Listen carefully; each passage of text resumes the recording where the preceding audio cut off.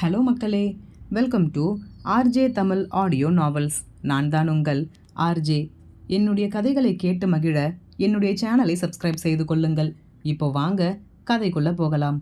கதையின் பெயர் அவனதிகாரம். அத்தியாயம் 41. அபிமன்யு தாத்தாவின் அறையில் இருந்து வெளிவருவதற்காக காத்திருந்த ஆரணியும் ஆரியனும் அவன் வெளிவருவதை பார்த்து, அண்ணா ஒரு நிமிஷம் நில்லுங்க என்று பின்னே ஓடினர். ஒரு கையை காதில் செல்போனிற்கு கொடுத்தவாறு திரும்பி இவர்களை பார்த்தவன் என்ன என்னும் விதமாக புருவத்தை உயர்த்தினான். உங்ககிட்ட கொஞ்சம் பேசணும் என்றாள் ஆரணி.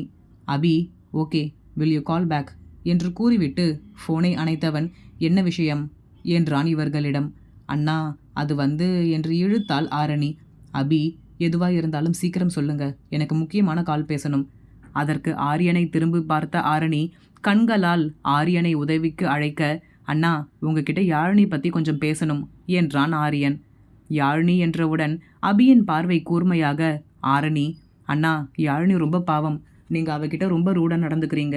நீங்கள் நினைக்கிற மாதிரி இல்லை, அவள் ரொம்ப நல்ல பொண்ணு. அவங்க அக்கா கயல்விழியை விட யாழினி ரொம்ப நல்லவ என்றாள். அபி, சோ என்று தன் இரு கைகளையும் கட்டிக்கொண்டு இருவரையும் பொறுமையாக பார்த்து கொண்டிருந்தான். ஆரியன், இல்லைண்ணா, நீங்கள் யாழினி கிட்ட ரூடாக நடந்துக்கிறீங்கன்னு ஆரணி ஃபீல் பண்ணுறா, அதான் உங்ககிட்ட பேசலாம்னு வந்தோம்.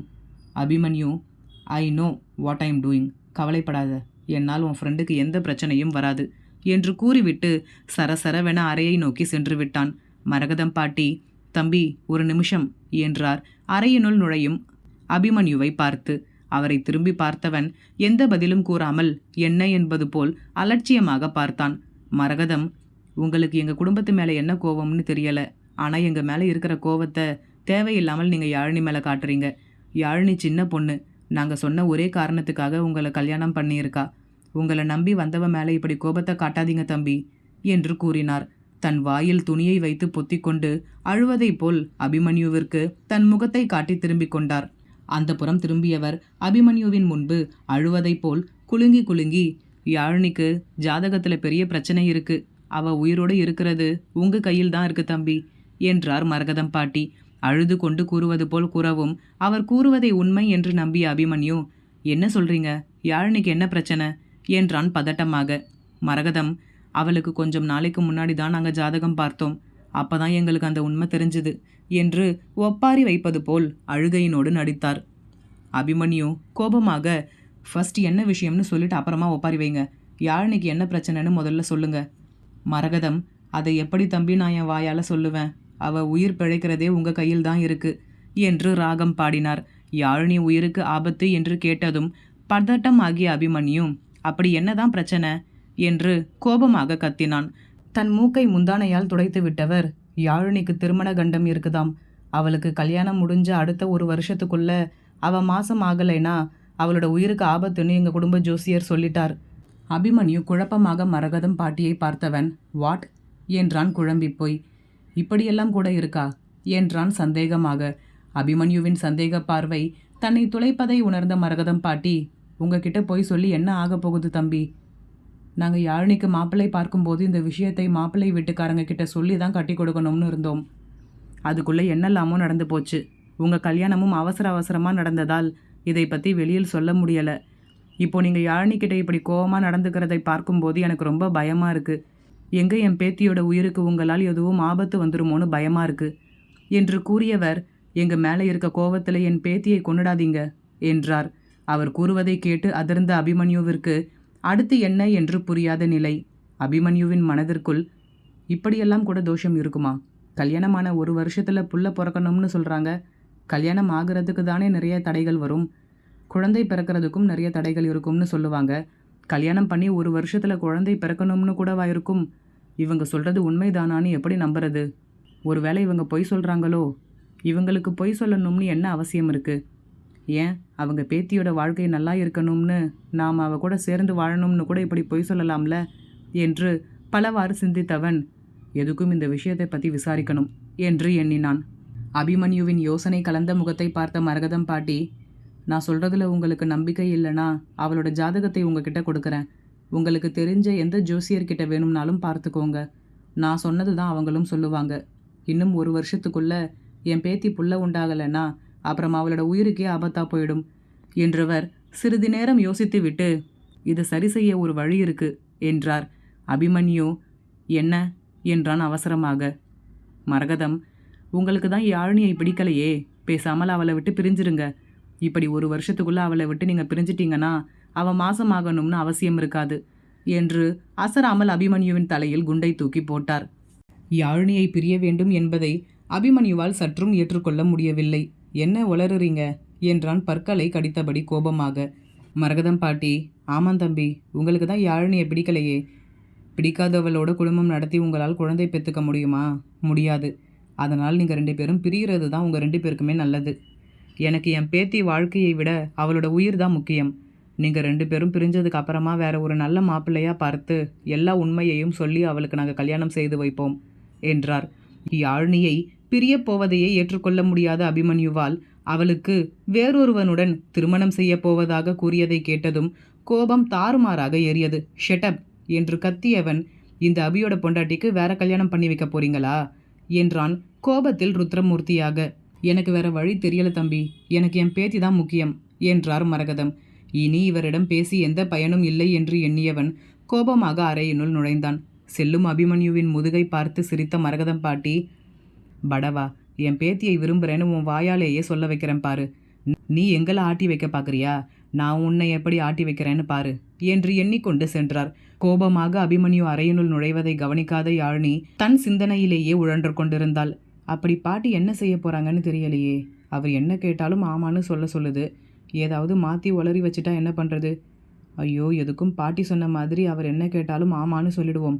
ஆனால் பாட்டி என்ன சொல்ல போகிறாங்கன்னு தெரியலையே என்று யோசனையாக அமர்ந்திருந்தாள். யாழினியின் எதிரே கோபமாக சென்று நின்ற அபிமன்யு, யாழினி என்றான் அதட்டலாக. அபிமன்யுவின் குரலில் தன் சிந்தனையில் இருந்து கலைந்த யாழினி, இப்போ என்ன பிரச்சனைன்னு தெரியலையே, ஏன் இப்படி கோபமாக நிற்கிறான் என்று மனதில் நினைத்தவள் திருவென விழித்தபடி எழுந்து நின்றாள்.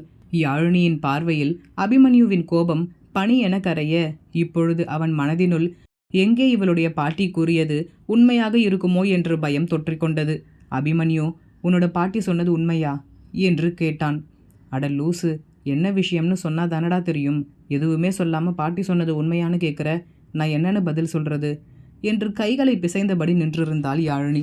அபிமன்யு சற்று குரலை உயர்த்தியவாறு, சொல்லு, உன்கிட்ட தானே கேட்குறேன், பாட்டி சொன்னதெல்லாம் உண்மையா என்றான் மீண்டும். அதற்கு நாலாபுறமும் தலையை ஆட்டி வைத்தாள் யாழினி. அபிமன்யு, இப்படி எல்லாத்துக்கும் மண்டையை ஆட்டாத, வாயை திறந்து பதில் சொல்லு, உண்மையா பொய்யா? யாழினி, உண்மைதான் என்றாள். சற்றும் யோசிக்காமல் யாழினி பொய் கூறமாட்டாள் என்ற நம்பிக்கையில் அவள் உண்மை என்றவுடன் முற்றிலுமாக உள்ளுக்குள் உடைந்தான் அபிமன்யு. அவளை இழுத்து தனக்குள் நெருக்கி கொண்டான்.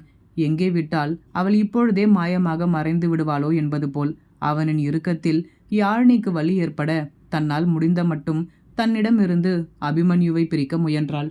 அதே சமயம் தன் பாட்டியை திட்டவும் அவள் மறக்கவில்லை. கிழவி, அப்படி என்னத்தை சொல்லி தொலைச்ச இவங்கிட்ட, இப்போவே மூச்சு முட்டி செத்துருவான் போல இருக்கு என்று மனதிற்குள் புலம்பியபடி, ப்ளீஸ் கொஞ்சம் தள்ளி நில்லுங்க என்று தள்ளினாள். இவளின் பேச்சோ செயலோ எதுவுமே அபிமன்யுவை பாதிக்கவில்லை. அவனின் மனதிற்குள் யாழினியை தன்னுடன் வைத்து கொள்ள வேண்டும் என்பது மட்டுமே ஓடிக்கொண்டிருந்தது. சட்டென தன் சிந்தனையில் இருந்து வெளிவந்தவன் யாழினி மூச்சுவிட முடியாமல் சிரமப்படுவதைக் கண்டு அவளை விட்டு விலகி கடகடவென அறையை விட்டு வெளியேறிவிட்டான். யாழினிதான் ஒன்றும் புரியாமல் ஞேவென முழித்து கொண்டு நின்றாள். என்ன இது, அவன் பாட்டுக்கு வந்தான், பாட்டி சொன்னது உண்மையானு கேட்டான், இப்போ அவன் பாட்டுக்கு போகிறான். பாட்டி என்று பல்லை கடித்தாள் யாழினி. நேராக வள்ளியம்மையிடம் சென்று நின்றவன், அபிமன்யு, பாட்டி, எனக்கு உங்ககிட்ட ஒரு சந்தேகம் கேட்கணும் என்றான் நேரடியாக. வள்ளியம்மை, சொல்லு அபி, என்ன விஷயம்? அபிமன்யு, இந்த ஜாதகத்தில் கல்யாணம் பண்ண உடனே குழந்தை பிறக்கணும்னு ஏதாவது தோஷம் இருக்கா என்றான் சந்தேகமாக. இவன் என்ன சொல்கிறான் என்று ஒன்றும் புரியாத வள்ளியம்மை, நீ என்ன கேட்கிறேன்னு ஒன்றும் புரியலையே, என்ன குழந்தை பிறக்கணும், என்ன தோஷம், யாருக்கு தோஷம் என்றார் புரியாமல். தன் பொறுமையை முற்றிலுமாக இழந்த அபிமன்யு, ஐயோ பாட்டி, நான் கேட்குறதுக்கு மட்டும் பதில் சொல்லுங்க, கல்யாணம் பண்ணால் அடுத்த 1 வருஷத்துக்குள்ளே குழந்தை பிறக்கணும்னு ஏதாவது தோஷம் இருக்குமா ஜாதகத்தில்? வள்ளியம்மை, அது தெரியலையே அபி, ஜாதகத்தை பார்த்தா தான் தெரியும். அபிமன்யு, சரி, இதை பிடிங்க என்று அவர் கையில் யாழினியின் ஜாதகத்தை வைத்தவன், இந்த ஜாதகத்து கூட என்னோட ஜாதகத்தையும் சேர்த்து வச்சு பாருங்க, அப்படி ஏதாவது தோஷம் இருந்தால் எனக்கு உடனே இன்ஃபார்ம் பண்ணுங்க என்று கூறிவிட்டு வெளியேறிவிட்டான். வள்ளியம்மை, என்ன இது, யாருடைய ஜாதகம் என்று புரியாமல் பார்த்து கொண்டிருக்கும்போது அருகில் வந்த மரகதம் பாட்டி, என்ன வள்ளி, உன் பேரன் ரொம்ப குழம்பி போயிருக்கான் போல இருக்கு என்றார் சிரித்தபடி. வள்ளியம்மை, ஆமாங்க்கா, என்ன விஷயம்னே தெரியல, திடீர்னு வந்தான், ஏதோ தோஷம் அது இதுன்னு சொல்கிறான். இப்போ இது யாரோட ஜாதகம்னு தெரியல, என் கையில் கொடுத்துட்டு அவனோட ஜாதகத்துக்கும் இந்த ஜாதகத்துக்கும் பொருத்தம் பார்க்க சொல்கிறான். ஏதாவது தோஷம் இருந்தால் உடனே சொல்லுங்கன்னு சொல்லிட்டு போகிறான். ஒன்றுமே புரியலை என்றார் சலிப்பாக. மரகதம், எல்லாம் நல்லபடியாக நடக்கும் வள்ளி, நீ ஒன்றும் கவலைப்படாத என்றவர் நடந்த அனைத்தையும் அவரிடம் கூறினார். இதுக்கு தான் இப்படி குழம்பி போயிருக்கானா? அப்போ நீ சொல்கிற மாதிரி நிஜமாவே இவன் யாழினியை விரும்புகிறானா? என்னால் நம்பவே முடியலக்கா. இது எப்படி நடந்திருக்கும்? உங்கள் குடும்பத்து மேலே அவ்வளவு கோபமாக இருக்கான். அது மட்டும் இல்லாமல் இதுவரைக்கும் கல்யாண பேச்சை நாங்கள் எடுத்தால் பிடி கொடுக்கவே மாட்டான். அவனே போய் ஒரு பொண்ணை விரும்பி இருக்கான்னு நீ சொல்கிறது என்னால் சுத்தமாக நம்பவே முடியலை என்றார் ஆச்சரியம் கலந்த குரலில். மரகதம், சரி, நீ இப்போ என்ன பண்ணுற? சாயந்தரமா அபிகிட்ட நீ சொன்னபடியே ஜோசியர்கிட்ட கேட்டேன், அவரம் தோஷம் இருக்கிறதா தான் சொல்கிறாருன்னு சொல்லிடு. வள்ளியம்மை, அக்கா, அவன் கண்டுபிடிச்சிட்டான்னா என்ன பண்ணுறது என்றார் அச்சமாக. மரகதம், அதெல்லாம் ஒன்றும் நடக்காது வள்ளி, நீ ஒன்றும் பயப்படாத. அவன் யாழினியோட உயிருக்கு ஆபத்துன்னு சொன்னதும் மற்ற எதுவுமே யோசிக்க மாட்டான். எப்படியாவது இதை சரி பண்ணணும்னு மட்டும்தான் யோசிப்பான். சரி என்று ஒப்புக்கொண்டார் வள்ளியம்மை. தன் அக்கா கூறியதை அப்படியே அபியிடம் ஒப்பித்தார். வள்ளியம்மை கூறியதை கேட்ட அபிமன்யுவிற்கு தன் எண்ணம் இனி நிறைவேறாமல் போய்விடுமோ என்று தோன்றியது. யாழினியை விரும்பிதான் மணந்து கொண்டான் அபிமன்யு. இருந்தாலும் இந்த திருமணத்தின் மூலம் அவன் செய்ய வேண்டிய காரியம் ஒன்றும் இருந்தது. இப்போது யாழினிக்கு குழந்தை பிறக்க வேண்டும் என்றால் அவன் நினைத்த காரியம் நடைபெறாது. யாழினியின் வாழ்க்கை லட்சியத்தையே புரட்டி போட நினைத்த அபிமன்யுவிற்கு கடைசியில் இவனின் லட்சியம் நிறைவேறாமல் போய்விடுமோ என்ற எண்ணம் தோன்றியது. அடுத்து என்ன என்று சிந்திக்க அவனுக்கு சிறிது அவகாசம் தேவைப்பட்டது. எனவே தனிமையை நாடி தோட்டத்திற்கு சென்றான். அங்கே யாரோ உருவம் அவசர அவசரமாக காரில் இறங்கி பதுங்கி பதுங்கி வீட்டினுள் செல்வது தெரிய, யாரது என்று அவசரமாக சத்தமிட்டான். அபிமன்யுவை இங்கே சற்றும் எதிர்பார்க்காத அந்த மூவரும் அதிர்ந்து போய் திரும்பினர். வேறு யாரும் இல்லை, நம் ஆரணி, ஆரியன், யாழினிதான். இவர்களை இங்கே சற்றும் எதிர்பாராத அபிமன்யு, நீங்கள் 3 பேரும் இங்கே என்ன பண்ணிக்கிட்டு இருக்கீங்க என்றான் கோபமாக. அதற்கு என்ன பதில் கூறுவது என்று தெரியாமல் மூவரும் ஒருவரை ஒருவர் பார்த்து விழித்து கொண்டே நின்றனர். மரகதம் பாட்டி எண்ணுவதைப் போல் அபிமன்யு தன் விருப்பத்தை யாழினியிடம் வெளிப்படுத்துவானா? இனி வரும் அத்தியாயங்களில் பார்ப்போம். இந்த கதை பிடித்திருந்தால் மறக்காமல் லைக் பண்ணிட்டு அப்படியே சப்ஸ்கிரைப் பண்ணிடுங்க ஃப்ரெண்ட்ஸ். மீண்டும் அடுத்த அத்தியாயத்தில் சந்திப்போம். நன்றி.